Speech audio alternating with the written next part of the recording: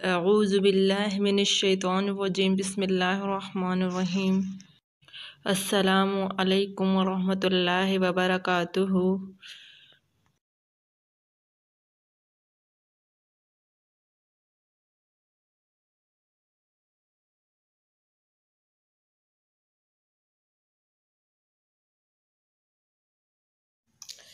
اس میں استفہام وہ اسم ہے جو پوچھنے کے محل پر بولا جائے، جیسے کون۔ یہ اسم عدالت اور تھانوں میں زیادہ چلتا ہے۔ اس کے جواب میں لا علمی کا ہی مظاہرہ کیا جاتا ہے اور اس پر پردہ ڈالنے کو ہر دو مقام پر کمیشن چلتا ہے، خواہ پیسوں والا ہو خواہ پیشی والا ہو۔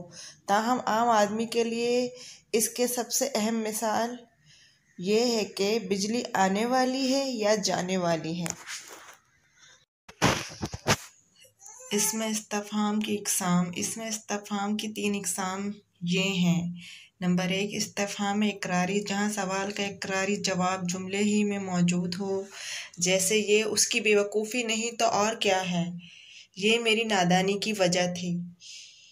ان جملوں میں بے وقوفی اور نادانی استفہام اقراری ہیں۔ نمبر 2، استفہام استخباری، نامعلوم کے بارے میں سوال استفہام استخباری کہلاتا ہے۔ مثلاً تمہاری مٹھی میں کیا ہے؟ آخر وہ کون تھا؟ یہاں کیا اور کون استفہام استخباری ہیں۔